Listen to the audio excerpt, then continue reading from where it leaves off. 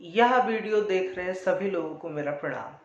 देखें कि जैसे आज हम बात करेंगे कि कुंडली में यदि शुभ ग्रह किसी पाप भाव का स्वामी बन जाए, जैसे कि कोई शुभ ग्रह 6, 8, 12 भाव का स्वामी हो और फिर वो किसी अच्छे भाव में बैठ जाए या किसी अच्छे भाव को देखे, तो फिर उसका क्या फल हो सकता है। देखिए कि ये बहुत ज़्यादा कन्फ्यूजन रहती है लोगों में, और फलित में तो अक्सर लोग कन्फ्यूज रहते हैं कि वो जैसे कि शुभ ग्रह है लेकिन वो पाप भाव का स्वामी है, तो फिर उसको कैसे लें। तो इसी पे आज हम बात करेंगे, या फिर इसको भी हम लेंगे कि जैसे कि कोई पाप ग्रह है लेकिन वो अच्छे भाव का स्वामी है, तो फिर उसका फलित किस प्रकार से करें। तो देखें कि हम जैसे कि उदाहरण लेके भी समझेंगे, लेकिन सबसे पहले मैं आपको जो मोटा माटी इसको देखा कैसे जाता है ये मैं आपको थोड़ा सा बताना चाहूंगा। कि देखिए, सबसे पहले सबसे जो महत्ता है वो भाव की महत्ता है कि ग्रह किस भाव का स्वामी है। भूल जाइए कोई ग्रह शुभ है, भूल जाइए कोई ग्रह पाप है। कोई ग्रह किस भाव का स्वामी है या उस लग्न के लिए वो कारक बनता है या अकारक बनता है, ये बस देखिए कि वो कौन सा ग्रह है। अब कारक अकारक क्या होता है, अगर ये आपको जानना है तो इस पे मैंने वीडियो बनाया है, आप चाहे तो उसको देख सकते हैं। उसका लिंक मैं नीचे कमेंट बॉक्स में या डिस्क्रिप्शन बॉक्स में दे दूंगा। देखिए कि थोड़ा सा मैं शॉर्ट में बता देता हूँ कि कारक क्या होता है। कारक वो होता है जो उस लग्न के लिए किसी त्रिकोण का स्वामी बनता है तो वो ग्रह कारक माना जाता है, और साथ में केंद्र का स्वामी हो तो वो ग्रह बहुत ज्यादा कारक माना जाता है, केंद्र त्रिकोण दोनों का स्वामी हो तो अब देखें कि जैसे मान लीजिए कि किसी का मेष लग्न है, तो मेष लग्न में जैसे कि गुरु होता है, वो धनु राशि जो पड़ती है वो नवम भाव में पड़ती है। तो एक तरीके से गुरु मेष लग्न के लिए कारक बना, क्योंकि गुरु मेष लग्न के लिए त्रिकोण का स्वामी बन रहा है। तो गुरु की दूसरी राशि जो कि मीन आई, वो आपका 12वें भाव में पड़ेगी, लेकिन गुरु मेष लग्न के लिए अशुभ नहीं माना जाएगा। ठीक है। अब उसी तरीके से उसी मेष लग्न में बुध जो है वो तीसरे भाव और छठे भाव का स्वामी बनता है। तो इसका मतलब कि मेष लग्न के लिए बुध कारक ग्रह नहीं बना। लेकिन अब इसी उदाहरण को लेकर के चलते हैं कि बुध ग्रह अब है, तो बुध ग्रह शुभ ग्रह, तो इसका क्या फल होगा यदि बुध ग्रह मेष लग्न की कुंडली में मान लीजिए कि लगन में बैठ जाए, तो कैसा फल देगा अकेला बैठा हो तो देखिए कि समझिए कि ग्रह यदि पाप भाव का स्वामी है लेकिन वो आपके किसी अच्छे भाव में बैठा है, तो फिर वो आपको क्योंकि वो शुभ ग्रह है तो वो स्मूथनेस तो देगा आपको। हो सकता है जैसे कि मान लीजिए किसी का बुध लगन में बैठे, तो ऐसा व्यक्ति हो सकता है अच्छी जॉब करे, अच्छी सैलरी पा रहा हो, लेकिन उसके बाद उसकी सैलरी का आधा पैसा ईएमआई में कट रहा है, आधा किसी कार की ईएमआई में कट रहा है, किसी को घर में बीमार है। तो at the end of the day वो आपको ग्रह एक तरीके से जो स्वीट पेन होता है ना, उस तरीके से आपको झेलवा ही देगा। तो समझिए कि ये इस तरीके से है कि निरंतर चलता रहता है। जैसे मान लीजिए कि किसी का शुक्र है, वो कुंडली के 6, 8, 12 भाव का स्वामी है, तो ऐसा हो सकता है कि पत्नी कुछ बीमार मिल जाए, या पत्नी है तो बहुत अमीर घर की लेकिन पत्नी से तनाव रहा जीवन भर, या कोई ना कोई परेशानी रही एकदम से। जैसे कि शुभ ग्रह यदि पाप भाव के स्वामी हो और वो किसी अच्छे भाव में बैठ जाए, तो उस भाव को वो प्रोटेक्शन तो देते हैं, लेकिन चूंकि वो है तो पाप भाव के स्वामी, इस वजह से क्या होगा कि वो चीज आपको कुछ ना कुछ, कोई ना कोई आपको परेशानी स्लो रूप में, स्वीट रूप में, जो एक स्वीट पेन होता है कि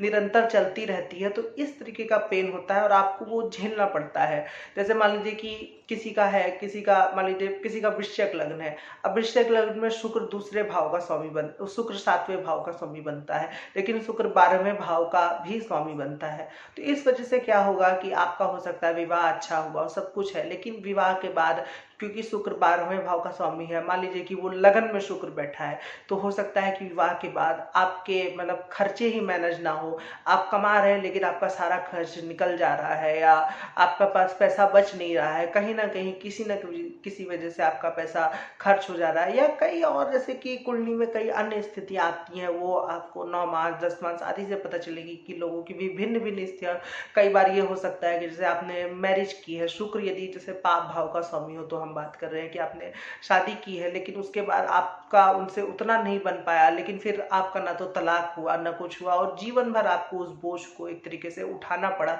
तो ये जो कुछ एक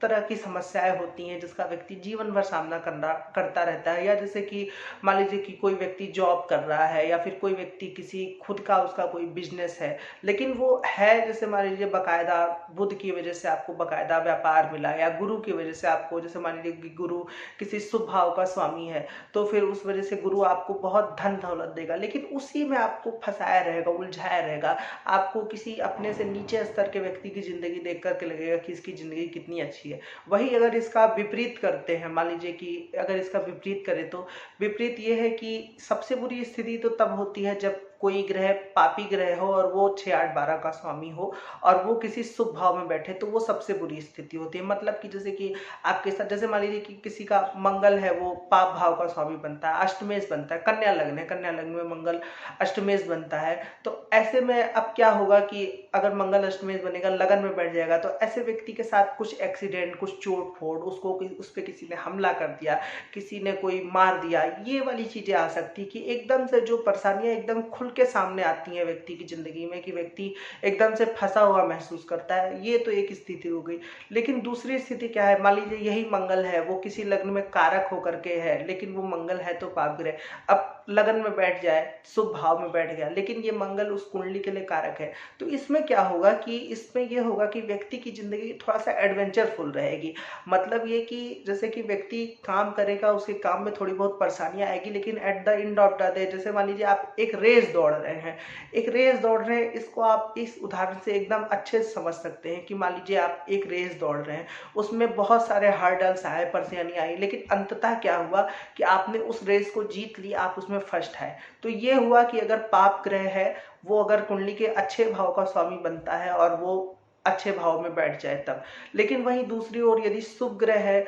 वो यदि अच्छे भाव का स्वामी बने और अच्छे भाव में बैठ जाए तो ये सबसे अच्छी स्थिति है। इससे अच्छी स्थिति कुछ हो ही नहीं सकती है। मतलब समझ लीजिए कि जैसे मान लीजिए किसी का मिथुन लग्न है और उसी में लगन में ही बुध बैठे, तो फिर ऐसा व्यक्ति बहुत अच्छा, मतलब बात करने वाला, उसकी इंटेलिजेंट पर्सनालिटी होगी, वो बहुत अच्छा बोलचाल में दक्ष होगा, उसकी विद्या अध्ययन बहुत अच्छी रहेगी। ये तो एक सबसे अच्छी स्थिति हो गई। सबसे अच्छी स्थिति यही हो गई कि शुभ ग्रह यदि अच्छे भाव के स्वामी बने और वो किसी अच्छे भाव में बैठ जाए। लेकिन जो दूसरी स्थिति है, जो मैंने अभी रेस की बात की, कि अगर मान लीजिए कि शुभ ग्रह है लेकिन वो पाप भाव का स्वामी बनता है और वो मान लीजिए किसी अच्छे भाव में बैठ जाए, तो क्या होगा कि जैसे आप मान लीजिए कि रेस लगा रहे हैं तो आपका रास्ता तो पूरी तरीके से स्मूथ है, बहुत आप खुशी से चले, लेकिन अंतिम जो परिणाम होगा वो ये होगा कि आप वो रेस जीत नहीं पाएंगे। तो ये बस उसी तरीके से है कि शुभ ग्रह यदि मान लीजिए कि पाप भाव का स्वामी बनता है तो व्यक्ति उसी वजह से, जैसे मान लीजिए किसी का बुध पाप भाव का स्वामी है लेकिन वो दूसरे भाव में बैठ जाए,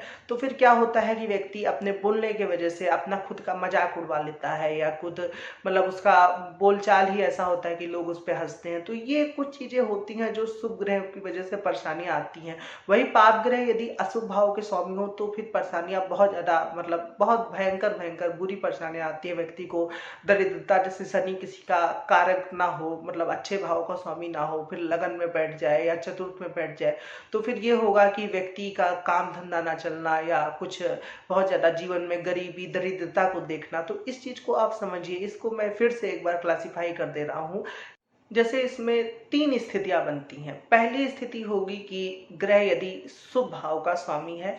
और वो शुभ भाव में बैठ जाए, ये सबसे अच्छी स्थिति है। या फिर मतलब अगर ग्रह शुभ भाव का स्वामी है, वो अशुभ भाव में बैठे तो भी वो उस पाप भाव में अच्छा फल ही करेगा, लेकिन ग्रह थोड़ा सा कमजोर हो जाएगा। ठीक है, उस पर मैं अन्य अलग से वीडियो बनाऊंगा, क्योंकि फलित के लिए, मतलब फलित का पूरा सार मैं आपको एक ही वीडियो में समझा सकता हूं। तो इसको देखिए कि 3 स्थितियां मैं आपको दिए दे रहा हूं, इससे आप पूरी तरीके से समझ जाएंगे कि फलित किया कैसे जाता है। जो एक बताया गया है कि फंक्शनल मैनिफिक और फंक्शनल बेनिफिक करके। तो इसमें देखिए कि पहली स्थिति यह है कि ग्रह यदि शुभ भाव का स्वामी है और शुभ भाव में बैठे, ये सबसे बेस्ट स्थिति है। दूसरी स्थिति आएगी कि ग्रह यदि पाप भाव का स्वामी है और वो शुभ भाव में बैठे, तो ये सबसे बुरी स्थिति है। तीसरी स्थिति यह आएगी कि ग्रह यदि शुभ भाव का स्वामी है लेकिन ग्रह पापी ग्रह है, जैसे शनि मंगल है लेकिन वो पाप भाव के स्वामी है, तो फिर क्या होगा कि वो जिंदगी थोड़ी सी एडवेंचरफुल रहेगी, लेकिन उसका एंड अच्छा होगा। चौथी स्थिति यह है कि ग्रह यदि क्या कहते हैं वो पाप भाव का स्वामी बनता है और वो शुभ भाव में बैठ जाए, तो फिर क्या होगा कि आपको लाइफ तो स्मूथ मिलेगी, आपका पाथ बहुत स्मूथ होगा, लेकिन उसमें कहीं ना कहीं आपको जो रिजल्ट आएगा वो बहुत परेशानी भरा होगा, या आपके जीवन में जैसे कि आपको लगेगा कि आपने अच्छा जॉब कर लिया है, अच्छा सब कुछ है, लेकिन कहीं ना कुछ आपको परेशानी आती रहेगी, कोई कहीं ना कहीं इधर कुछ घर में प्रॉब्लम, कुछ संतान संबंधी प्रॉब्लम। तो ये हो गया। दूसरी एक जो सबसे बुरी स्थिति होती है वो ये होती है कि ग्रह यदि पाप भाव का स्वामी बन के किसी अच्छे भाव में बैठ जाए, तो ये सबसे बुरी स्थिति हो गई। तो इन सारी स्थितियों को आपको एनालिसिस करना है कि कौन सी स्थिति कुंडली में आ रही है और इस प्रकार से फलित करना है। तो आशा करता हूं कि आपको ये समझ में आया होगा कि ग्रह यदि पाप भाव का स्वामी बनता है और शुभ भाव में बैठ जाए तो सबसे बुरा, ग्रह यदि शुभ भाव का स्वामी बनता है शुभ भाव में बैठ जाए तो सबसे अच्छा, ग्रह यदि शुभ भाव का स्वामी बनता है लेकिन वो पापी ग्रह है, जैसे कि एक तरीके से ये होता है कि शनि मंगल कारक होते हैं पापी भाव के, लेकिन वो मतलब अगर शुभ भाव के स्वामी बन जाएंगे तो at the end of the day वो कुंडली के शुभ भाव के मालिक हैं, तो वो आपको शुभ फल ही देंगे। और शुक्र गुरु बुध ये क्या होते हैं कि ये जैसे कि आपकी कुंडली के अच्छे भाव के, मतलब नेचुरल सबकी कुंडली में अच्छे भाव के कारक होते हैं, लेकिन जो स्वामी अगर वो बुरे भाव के बन जाए तो वो आपको बुरा फल ही देंगे। तो इस प्रकार से आप इसको समझ सकते हैं। बुध में थोड़ा सा एक्सेप्शन है कि बुध यदि मान लीजिए कुंडली के बुरे भाव का स्वामी बनता है और फिर वो पापी ग्रहों से पीड़ित भी है, तो वो बुध को शुभ ग्रह ना लेकर के बुध को आप पाप ग्रह मान सकते हैं, वो पाप फल देने लगता है। तो आशा करता हूं कि आपको ये कॉन्सेप्ट समझ में आया होगा कि फलित में इसका कैसे यूज किया जाता है। आपको यदि ये वीडियो अच्छा लगा है तो आप मेरे वीडियो को लाइक कर सकते हैं और मेरा चैनल जरूर से सब्सक्राइब करें। आज के लिए इतना ही रखते हैं, धन्यवाद।